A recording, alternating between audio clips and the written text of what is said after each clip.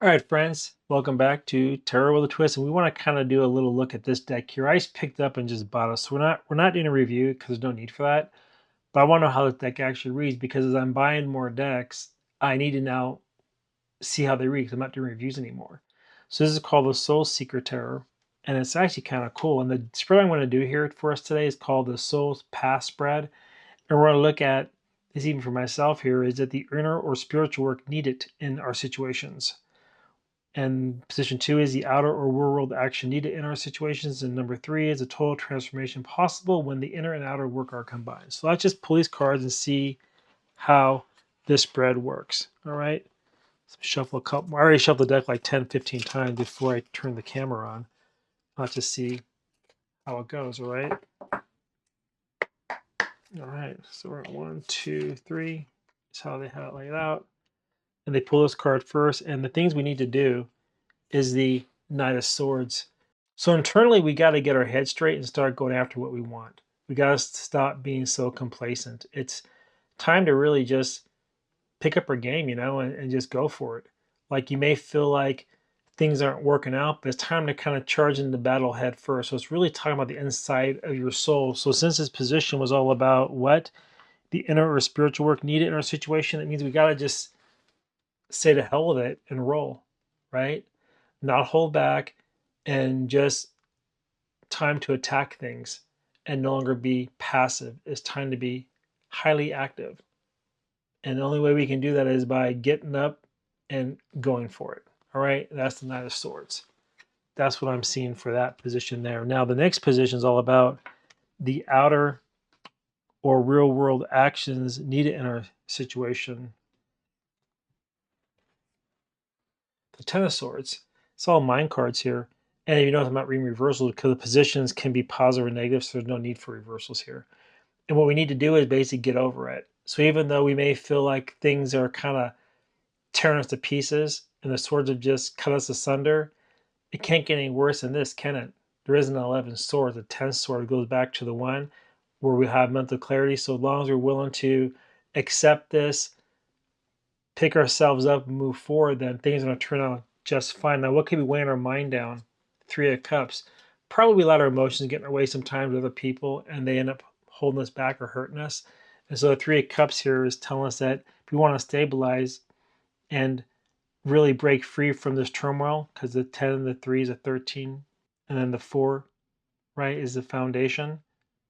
Well, the foundation is your stability. If you want to break free from this struggle in the mind, you have to then internally be willing to just go for it, right?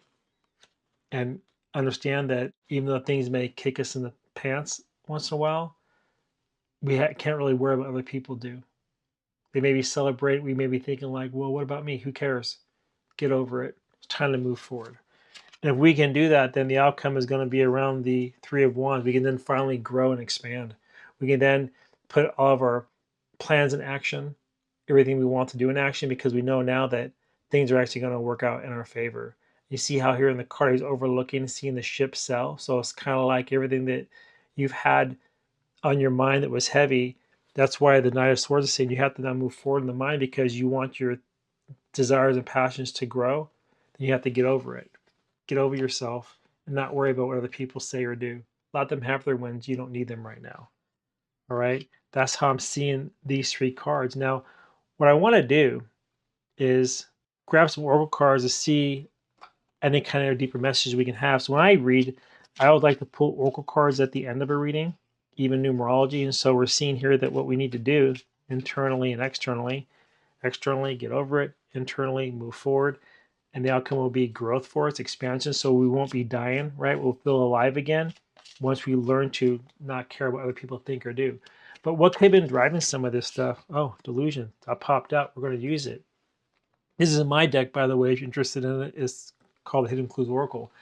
But when you get caught up in everybody else's drama, then it kind of brings on a sense of false security, a false reality, and just makes you delusional, right? Because you're not facing reality. You're not moving forward and you're kind of feeling sorry for yourself, so you can't grow. You're holding yourself back, and that's why I'm seeing the delusion card right here, right? Everything's just a joke because nothing works out for you. Pull out the card here. Then we have Then everything is a crisis. Everything feels like it's burning down around you. Ten of Swords. When you can't accept that, when you can't accept that the worst is done, and you worry about everybody else, you're trying to keep it with the Joneses and whatnot, then the crisis comes into play. And everything is an emergency because what you think is emergency is actually not. It's just a false reality. It's a false sense of security. It's delusional because you're believing everything you're being told because you're not dealing with the reality that's time to move forward. Let's pull another card here. What else we got going on? Let's see. We have scapegoat. Yeah. So that's just so true, right? It's like when you get in these positions of your mind where it's just not clear and you're holding yourself back, then you feel like, everybody's picking on you, scapegoat. You're the one picking on you. So they're out there having a good time and they're not inviting you to the party because you're feeling sorry for yourself, because you feel like you're a scapegoat. Get over it. Get over yourself, right? You cannot have growth in the world and have things happen that are really good when you're worrying about everybody else's bullshit. So yeah, anytime you think there's an emergency out there, there's not. It's in the mind because the mind's being sliced to pieces.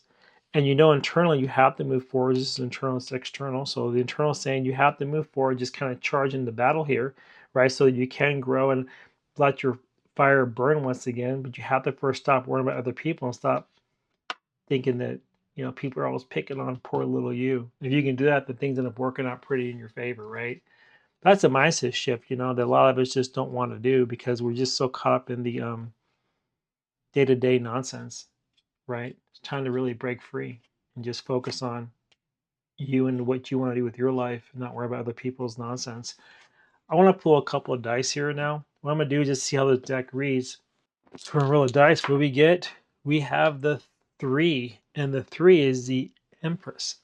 So it's saying that you have to basically be open to any possibilities that come your way, make good decisions, and really think about it so you can grow, which maps back to your 3 of Wands. So the dice are also telling you that in order to grow, you have to really be open to new potential, new possibilities that come your way. And the only way you can do that is by letting that 10 of Swords go and starting over at the 1. Stop playing the part that's, that you're the scapegoat. You're not. That's just in your head because it's delusional, right? And because you think everything's a crisis and it's not. So just move forward with clarity. Knight of Swords, rush into battle. So 3 is the Empress. Where is she at? Empress, where are you? I'm really, really digging this deck. If you like this deck, let me know. Some of the reviews I read were like back and forth on it, but I really like it. So what this is telling us here is that we have to let go of the King of Pentacles. That's funny. So it's saying that if you want to really embrace that growth, don't get caught up in the money, because money can lead you to false reality and delusions, because it makes you second guess yourself. So don't worry about that King of Pentacles energy. Just let it go, and who cares? Take a gamble, have a risk, so you can have some really good growth. And the High Priestess says that certain things are better unsaid. So you don't need to explain to people what you're doing. You got to hold it back sometimes, because when you tell everybody your business, what happens? They end up, trying to talk you out of it and making you feel delusional, making you feel like, oh my God, it isn't going to work out and you won't have any wins. Well, you know what? Screw them. You do you. Don't worry about them and enjoy it, right? Because it's time for you to have some wins.